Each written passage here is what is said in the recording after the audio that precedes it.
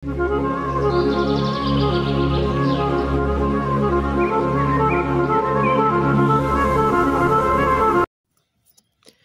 būšu ar katru no jums līdz tam laikam, kamēr jūs visi atgriezīsieties mājās. Sanats Kumara, 20. maijs 2005. gads. Es esmu Sanats Kumara, no jauna atnācis caur manu sūtni.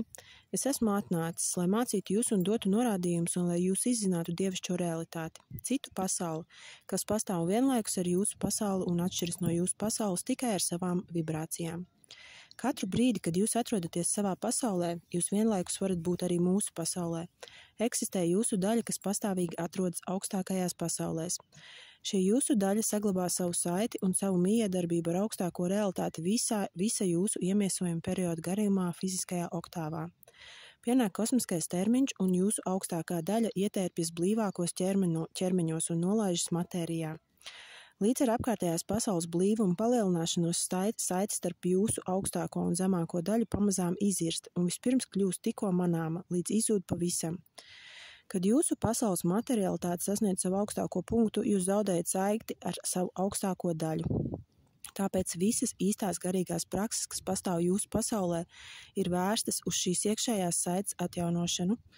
Tiklīdz jūs atceraties, kas jūs patiesībā esat, un tiklīdz jūs iegūstat iespēju sazināties ar savu augstāko daļu, jūs iegūstat spēju mainīt savas vibrācijas pēc jūsu vēlēšanās. Jūs turpināt atrasties jūsu fiziskajā pasaulē, un te pašā laikā jūsu apziņa tā paaugstinās, ka noteiktos brīžos jūs kļūstat spējīgi saņemt informāciju un zināšanas no mūsu pasaules. Daudz ievērojami darbinieki visos laikos spēja spontāni nevilšus paaugstināt savas vibrācijas un nonākt augstās ēteriskās oktāvās savā nomoda apziņā. Tieši no šejienes viņi ir smēlušies un smeļas savu iedvesmu un paraugus saviem mākslas darbiem, daļradēji, zinātniskām atziņām un izgudrojumiem. Visus atklājumus vienmēr ir izdarījuši cilvēki, kam tādā vai citādā pakāpē bija pieeja mūsu realitātei. Tagad pasaules savstarpējās iekļūšanās spēja un jūsu apziņas spēja iekļūt mūsu pasaulē tiks daudzkārt pastiprināta. Jūs saņemsiet jūsu svētā gara dāvanas, un jūs iegūsiet patiešām burvju spējas. Tas viss jūs gaida tuvākajā nākotnē. Vienīgais, kas jūs bremzē, ir jūsu pieķeršanās fiziskajai pasaulē un jūsu trūkumi. Jums jāiegūst spēja atšķirt sevī to, kas nav dievišķīgs, un pamazām no tā jāatsakās. Sākumā jūs spēsiet sasniegt saskarsmi ar mums un savu augstāko daļu, tikai dzīvojot pilnīgi izolētu dzīvesveidu un atsakoties no jebkādas masu kultūras un cilvēku ietekmes, kas pakļauti masu kultūras iedarbībai. Tas līdzinās pirmgājējiem, kas rāpjas dievišķās apziņas kailajās klintīs. Šo pirmgājēju piepūle un darbs ir patiešām titānisks, tas prasa visus spēkus un visas dieva dotās spējas. Jūsu laikā nedaudziem izdodas pacelties dievišķās apziņas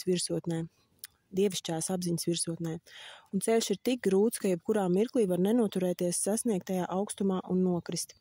Tomēr tiem, kas sekos šiem pirmgājējiem, būs daudz vieglāk. Es paredzu, ka jau tuvākajā laikā dažādās zemes vietās radīsies kopienas, kas sastāvēs no cilvēkiem, kuriem būs noteikts Kristus apziņas līmenis.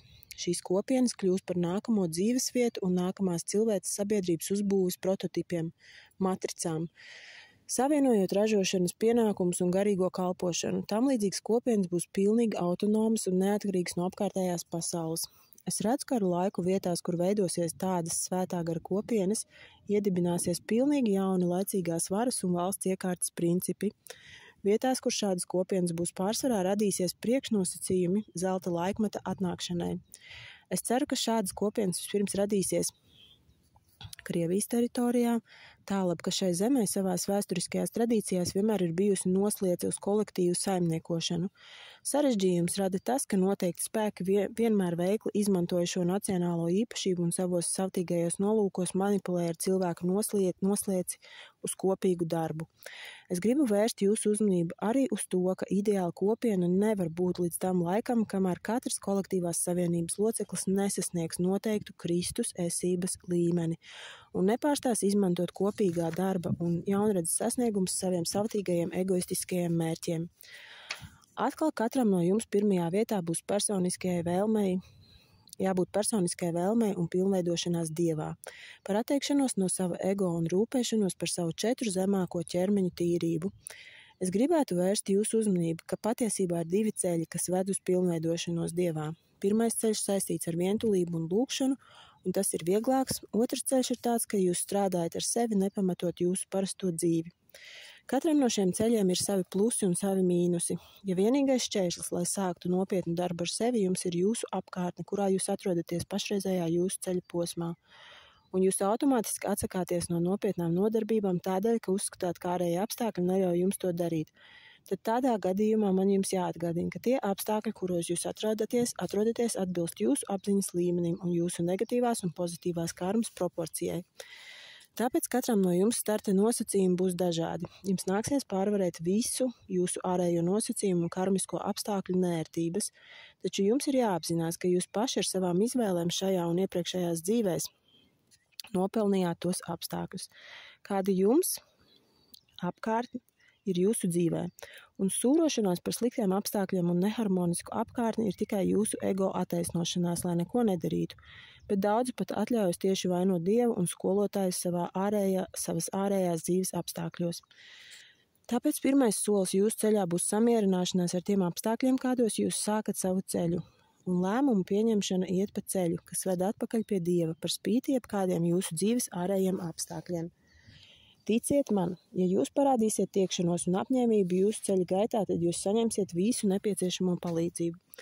Ar laiku jūsu dzīves apstākļi mainīsies, un jebkādi pat ļoti smagi karmiskie ierobežojumi izpaudīsies maigāk. Līdz ar jūsu apziņas mainīšanos jūs saņemsiet visu, kas jums nepieciešams, lai jūs garīgi iet uz priekšu un pilnveidotos Dievā.